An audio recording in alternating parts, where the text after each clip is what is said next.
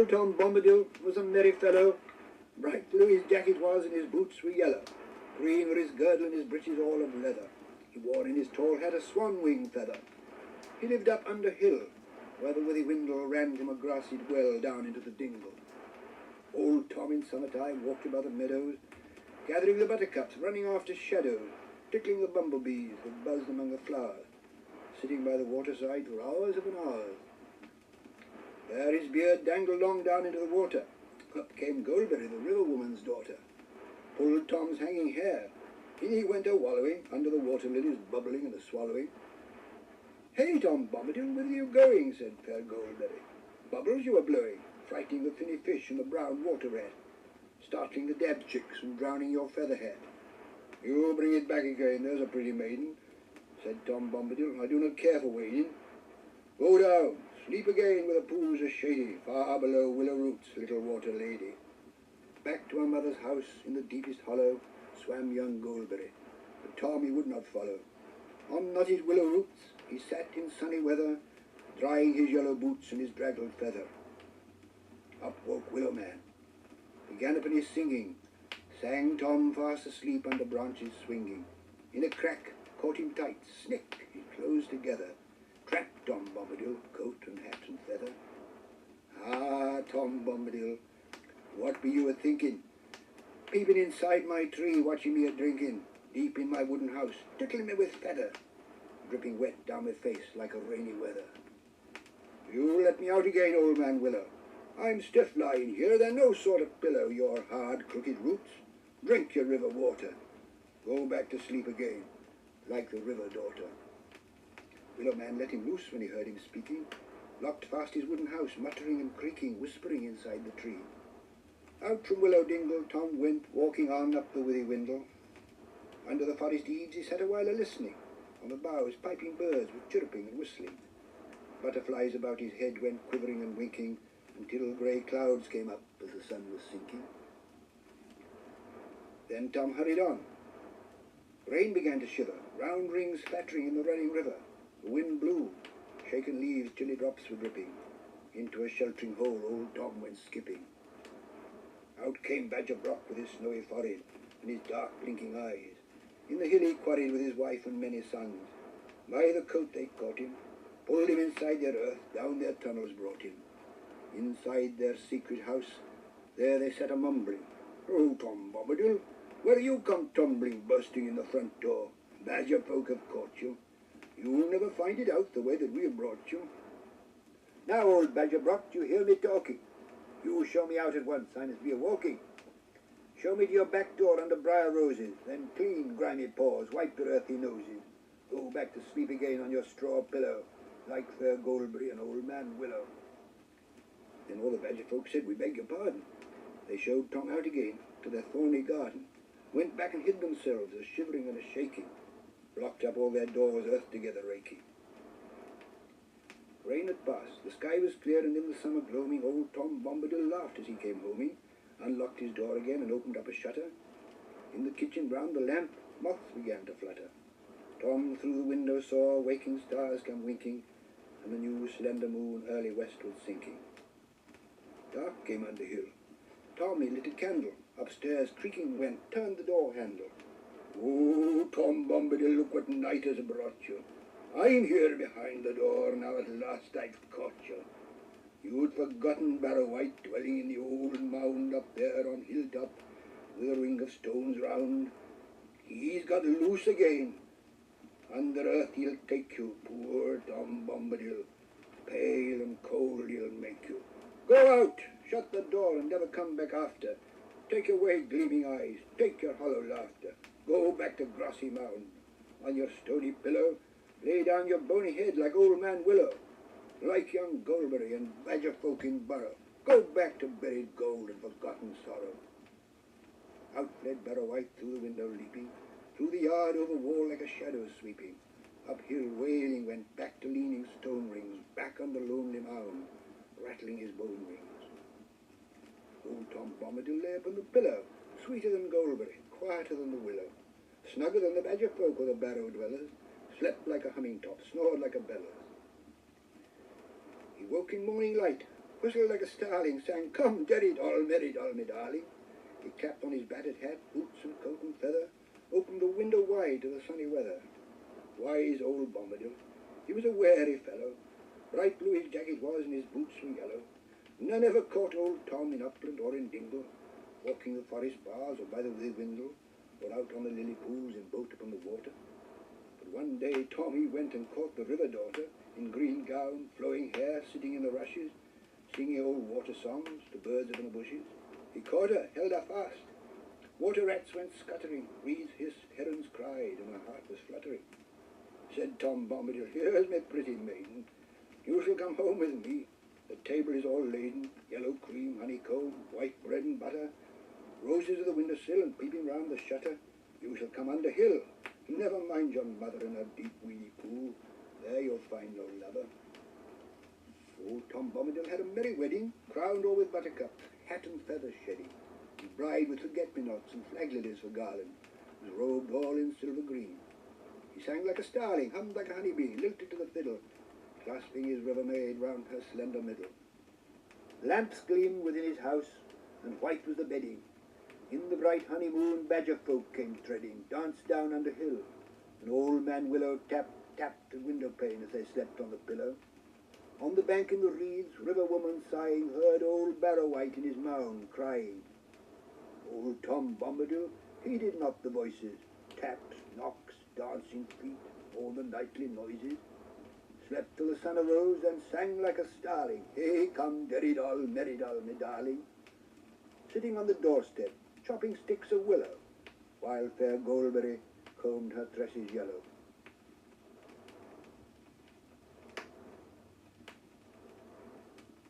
The shadows where the mulips dwell are dark and wet as ink, and slow and softly rings their bell, as in the slime you sink. You sink into the slime who dare to knock upon their door, while down the grinning gargoyles stare and noisome waters pour. Beside the rotting river strand, the drooping willows weep, and gloomily the gore-crows stand, croaking in their sleep. Over the Murloc mountains a long and weary way, in a mouldy valley where the trees are grey, by a dark pool's borders without wind or tide, moonless and sunless, the mulips hide. The cellars where the mulips sit are deep and dank and cold, with single sickly candle lit, and there they count their gold. Their walls are wet, their ceilings drip, their feet upon the floor go softly with a squish, flap, flip, as they sidle to the door. They peep out slyly. Through a crack their feeling fingers creep, and when they've finished, in a sack your bones they take to keep. Beyond the Murloc mountains, a long and lonely road, through the spider shadows and the marsh of toad, and through the wood of hanging trees and the gallows weed, you go to find the mulips, and the mulips feed.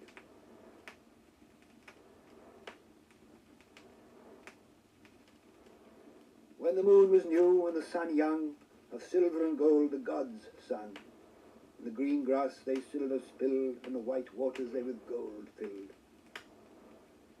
Ere a pit was dug, or hell yawned, ere a dwarf was bred, or dragon spawned, there were elves of old, and strong spells on the green hills in hollow dells they sang as they wrought many fair things on the bright crowns of the elf kings.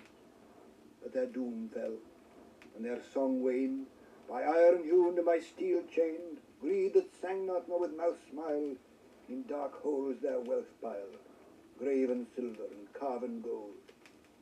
Over Elvenhome the shadow rolled.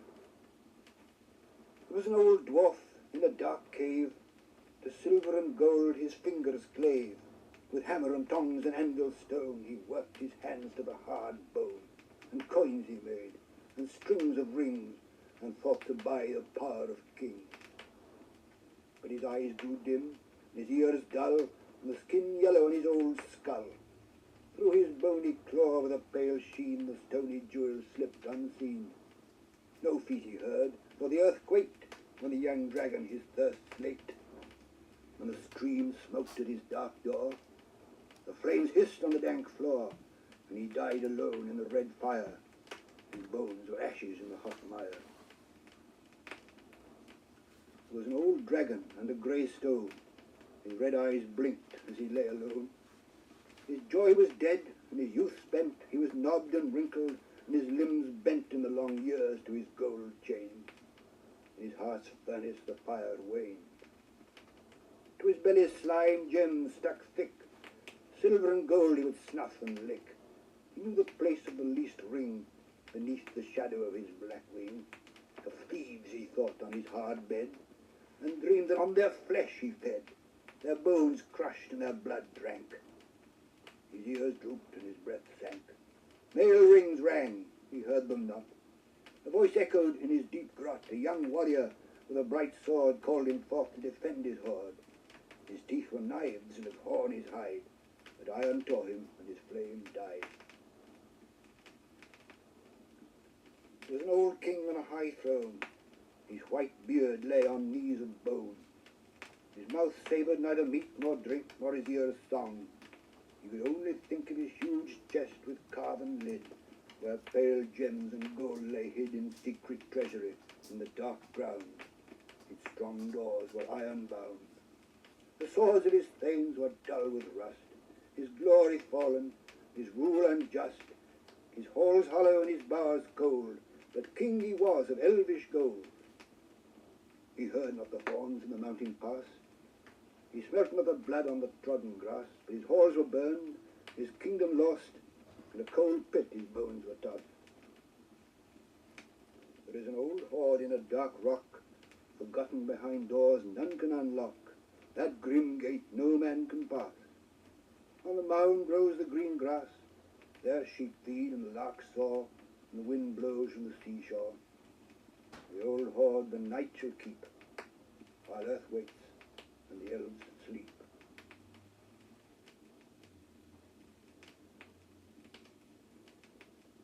The lonely troll he sat on a stone and sang a mournful lay. Oh why must I live on my own in the hills of far away? My folk are gone beyond recall and take no thought of me. Alone I'm left, the last of all, from Weathertop to the sea. I steal no gold, I drink no beer, I eat no kind of meat. But people slam their doors in fear whenever they hear my feet. Oh, how I wish that they were neat, and my hands were not so rough. Yet my heart is soft, my smile is sweet, and my cooking good enough. Come, he thought, this will not do. I must go and find a friend. A walking soft, I'll wander through the shire from end to end. Down he went, and he walked all night with his feet in boots of fur. To delving he came in the morning light when folk were just astir. He looked around, and who did he meet but old Mrs. Bunce and all, with umbrella and basket, walking the street, and he smiled and stopped to call. Good morning, ma'am. Good day to you. I hope I find you well. But she dropped umbrella and basket too, and yelled a frightful yell. Old Pop the mare was strolling near. When he heard that awful sound, he turned all purple and pink with fear and dived down underground. The lonely troll was hurt and sad. Don't go, he gently said. But old Mrs. Bunce ran home like mad and hid beneath her bed. The troll went on to the marketplace and peeped above the stalls. The sheep went wild when they saw his face, and the geese flew over the walls. Old Farmer Hoggy spilled his ale. Bill Butcher threw a knife, and Grip his dog, he turned his tail and ran to save his life. The old troll sadly sat and wept outside the lock-hole's gate, and Perry the Winkle up he crept, and patted him on the pate. Oh, why'd you weep, you great big lump? You're better outside than in. He gave the troll a friendly thump, and laughed to see him grin. Oh, Perry the Winkle boy, he cried, come, you're the lad for me. Now, if you're willing to take a ride, I'll carry you home to tea. He jumped on his back and held on tight, and off you go, said he. And the Winkle had a feast that night, and sat on the old troll's knee. There were pikelets, there was buttered toast, and jam, and cream, and cake, and the Winkle strove to eat the most, though his buttons all should break. The kettle sang, the fire was hot, the pot was large and brown, and the Winkle tried to drink the lot, in tea though he should drown. When full and tight were coat and skin, they rested without speech. To the old troll said, I'll now begin the baker's art to teach, the making of beautiful crampsome bread, of bannocks light and brown, and then you can sleep on a heather bed, with pillows of owlets down. Young Winkle, where have you been, they said. I've been to a fulsome tea. and I feel so fat that I have fed on cramson bread, said he. But where my lad in the Shire was that? Or out in Bree, said they. But Winkle up and answered flat, I ain't a-going to say. But I know where, said Peeping Jack.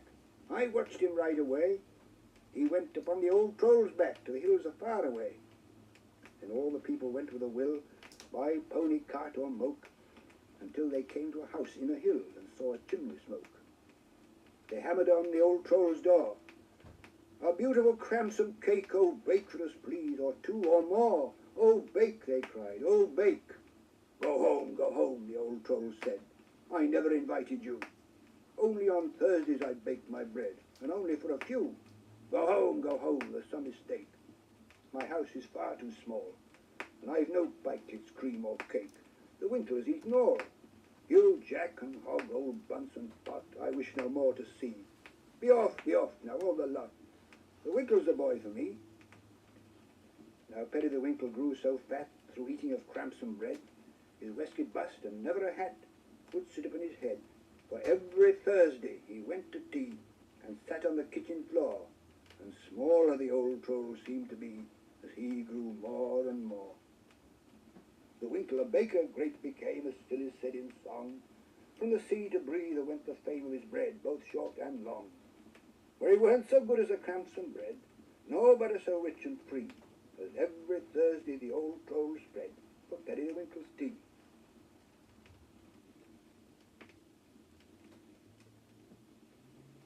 The man in the moon had silver shoon, and his beard was of silver thread, with opals crowned and pearls all bound about his girdle stead. In his mantle grey he walked one day across a shining floor, and with crystal key and secrecy he opened an ivory door. On a filigree stair of glimmering hair, then lightly down he went, and merry was he at last to be free on a mad adventure bent. In diamonds white he had lost delight, he was tired of his minaret, of tall moonstone that towered alone on a lunar mountain set. He would dare any peril for ruby and beryl to broider his pale attire, for new diadems of lustrous gems, emerald and sapphire. He was lonely too, with nothing to do but stare at the world of gold and hark to the hum of a distantly come as gaily round it rolled. At Pliny-Lune, in his argent moon, in his heart he longed for fire, not the limpid lights of one seely nights, for red was his desire, for crimson and rose and ember glows, for flame with burning tongue, for the scarlet skies and a swift sunrise when a stormy day is young. He'd have seas of blues and the living hues of forest green and fen, and he yearned for the mirth of the populous earth and the sanguine blood of men. He coveted long and viands hot and wine, eating pearly cakes of light snowflakes and drinking thin moonshine. He twinkled his feet as he thought of the meat of pepper and punch galore, and he tripped unaware on his slanting stair, and like a meteor, a star in flight ere Yule one night, flickering down he fell, from his leathery path to a foaming bath in the windy bay of Bell. He began to think, lest he melt and sink, what in the moon to do, when a fisherman's boat found him far afloat, to the amazement of the crew, caught in their net, all shimmering wet in a phosphorescent sheen of bluey whites and opal lights and delicate liquid green. Against his wish, with a morning fish, they packed him back to land. You had best get a bed in an inn, they said. The town is near at hand. Only the knell of one slow bell high in the seaward tower announced the news of his moonsick cruise at that unseemly hour. Not a hearth was laid, not a breakfast made. The dawn was cold and damp. There were ashes for fire and for grass for mire. For the sun, a smoking lamp in a dim back street. Not a man did he meet. No voice was raised in song. There were snores instead, for all folk were abed, and still would slumber long. He knocked as he passed on doors locked fast, and called and cried in vain, till he came to an inn that had light within, and tapped at a window pane. The drowsy cook gave a surly look. "What do you want?" said he. "I want fire and gold and songs of old and red wine flowing free." "You won't get them here," said the cook with a leer, "but you may come inside. Silver I lack and silk to my back. Maybe I'll let you bide." A silver gift the latch to lift, a pearl to pass the door. For a seat by the cook in the ingle nook it cost him 20 more. For hunger or drouth naught passed his mouth, till he gave both crown and cloak, and all that he got, in an earthen pot broken and black with smoke, was porridge cold and 2 days old, to eat with a wooden spoon. For puddings of Yule with plums, poor fool, he arrived so much too soon, an unwary guest, on a lunatic quest, from the mountains of the moon.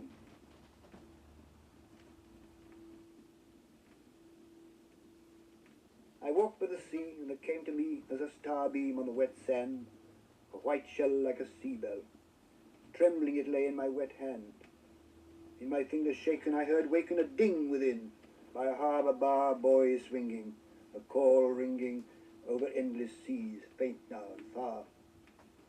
Then I saw a boat silently float on the night tide, empty and grey.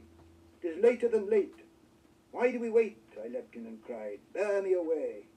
It bore me away, wetted with spray, wrapped in a mist, wound in a sleep, to a forgotten strand in a strange land.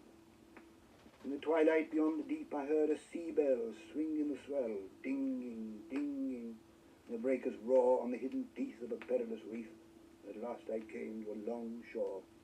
White it glimmered, and the sea simmered with star mirrors in a silver net. Cliffs of stone, pale as royal bone, in the moon foam, were gleaming wet. Glittering sand slid through my hand, dust of pearl and jewel grist, trumpets of opal, roses of coral, flutes of green and amethyst. But under cliff eaves there were glooming caves, weed-curtained, dark and grey. A cold air stirred in my hair, and the light waned as I hurried away. Down from a hill ran a green rill. Its water I drank to my heart's ease. Up its fountain stair to a country fair of ever eve I came, far from the seas, climbing into meadows of fluttering shadows. Flowers lay there like fallen stars, and on a blue pool, glassy and cool like floating moons and nenuphars. Alders were sleeping, and the willows weeping by a slow river of rippling weed. Gladden swords guarded the fords, and green spears and arrow reeds. There was echo of song all evening long down in the valley, many a thing running to and fro, hares white as snow, voles out of holes, moths on the wing with lantern eyes. In quiet surprise, Brox was staring out at dark doors. I heard dancing there, music in the air, feet going quick on the green floors. But wherever I came, it was ever the same. Feet fled, and all was still, never a greeting, only the fleeting pipes, voices, horns on the hill. Of river leaves and the rush sheaves I made me a mantle of jewel green, a tall one to hold in a flag of gold. My eyes shone like a star sheen. With flowers crowned I stood on a mound, and shrill as a call at cock-crow, proudly I cried, "Why do you hide? Why do none speak wherever I go?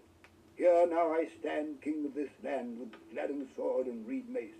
Answer my call. Come forth all, speak to me words, show me a face." Black in the cloud as a night shroud. Like a dark mole groping I went, to the ground falling, and my hands crawling with eyes blind and my back bent. I crept to a wood. Silent it stood in its dead leaves, bare were its boughs. There must I sit, wandering in wit, while owls snored in their hollow house. For a year and a day there must I stay. Beetles were tapping the rotten trees. Spiders were weaving, and the mould-heaving puffballs loomed above my knees. At last there came light in my long night, and I saw my hair hanging grey. Bent though I be, I must find the sea. I have lost myself, and I know not the way, but let me be gone. Then I stumbled on. Like a hunting bat, shadow was over me. In my ears dinned the withering wind, and with ragged briars I tried to cover me. My hands were torn and my knees worn, and years were heavy upon my back, when the rain in my face took a salt taste, and I smelled the smell of sea-wrack. Birds came sailing, mewing, wailing. I heard voices in cold caves, seals barking and rocks snarling, and in spout holes the gulping of waves. Winter came fast. Into a mist I passed. To Land's End my years I bore. Snow was in the air, ice in my hair. Darkness was lying on the last shore. There still afloat waited the boat, in the tide lifting its prow tossing. Weary I lay as it bore me away, the waves climbing, the seas crossing, passing old hulls clustered with gulls, and great ships laden with light, coming to haven dark as a raven, silent as snow, deep in the night. Houses were shuttered. Wind round them muttered, roads were empty. I sat by a door, and where drizzling rain poured down a drain, I cast away all that I bore. In my clutching hand, some grains of sand, and a seashell, silent and dead. Never will my ear that bell hear, never my feet that shore tread, never again. As in sad lane, in blind alley, and in long street ragged I walk. To myself I talk, but still they speak not, men that I meet.